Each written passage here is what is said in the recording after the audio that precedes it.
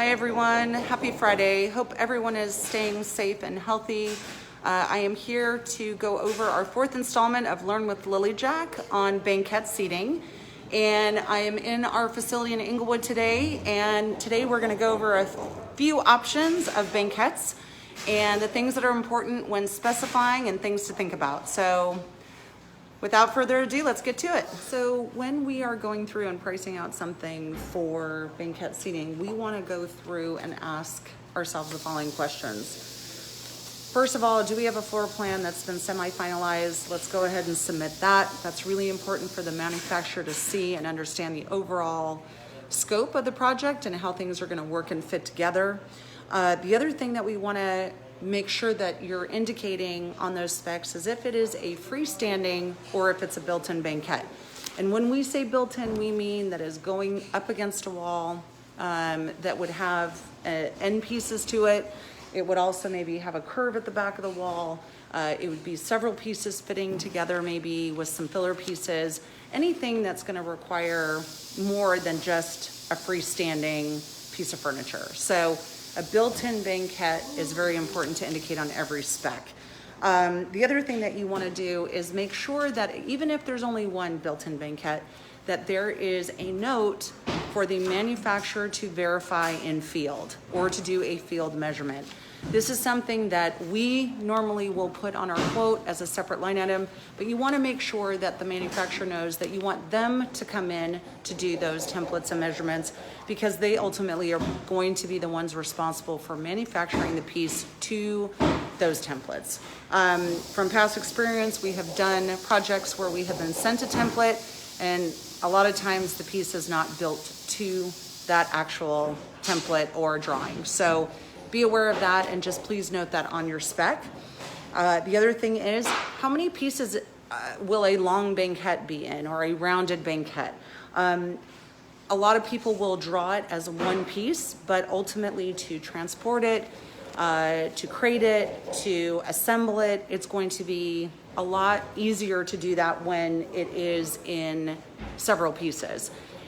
If you can indicate on your drawing, or even just note how many pieces you want it in, that helps us prepare our costing, because if we did one piece versus 3 pieces, there is some more materials and labor involved in the multiple pieces. So we want to be able to have an idea of what that is.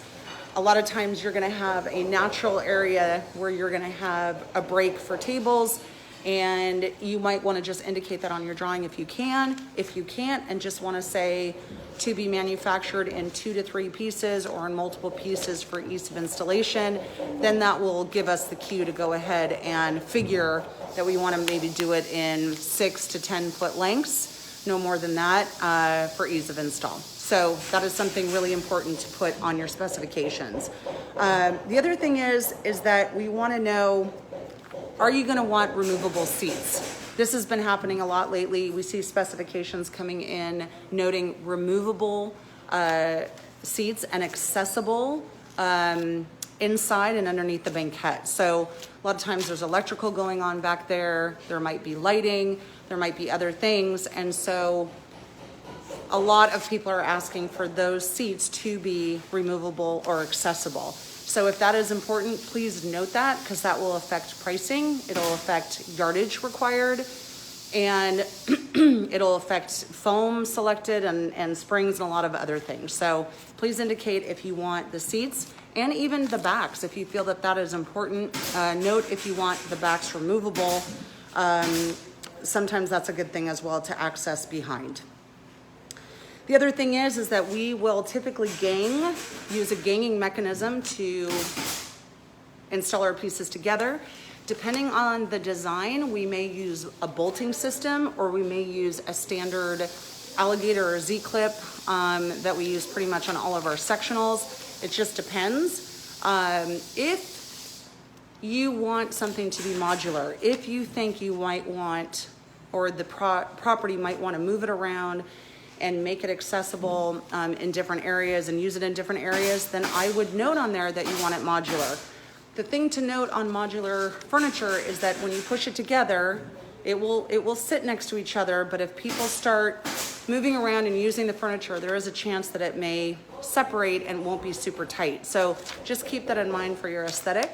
I don't really think you need to write the ganging option when you have multiple pieces in a banquette situation, because we're gonna already do that as a standard. But if there's something specific, like making it modular or making it a removable ganging mechanism where you want it to be able to move around and be able to not be visible on the side, then just note that on your specification. One of the other things we need you to write is the flooring type, and if you have a preference for glides. So the flooring type makes a difference, I think, especially in banquettes, because in a restaurant situation or in a lobby lounge situation, a lot of times they will, on a hard surface, they will mop the floor. And when they mop the floor, the wet mop might get underneath the base of the banquette. On the items that I'm showing you here today, we've got some different options for bases. On the tufted piece on the end, we have a chem metal or a metal laminate base, which if the floor is being mopped, that's something that is going to be able to withstand that. It has a coating on it, and that's fine. The wood grilled base there, that's going to be okay if it gets mopped. It has a sealer lacquer on it, and so it's going to be able to take a certain amount of that. But if it really is going to be used a lot, we might think about lifting it up a little bit or using something different. And then on the last piece here in the navy, that actually had a metal base on it. This is just a prototype, but metal also is something that would be okay. If it's going to, laminate is another one that we will recommend. It's just something that we want to think about. If it's wood, if we know it's tile or stone and we think they're going to use mopping a lot, just something to be aware of, and we might want to change the material on the base. When you are finishing up your specifications, please always ask for either a small section of a prototype banquette, I would say 3 to 4 feet minimum, to be able to get a good sit and feel for the piece before you make all of them for the restaurant. Or you can ask the manufacturer to do a working prototype of one and the first item that they're going to be running on the line, so that you can come in and sit on it.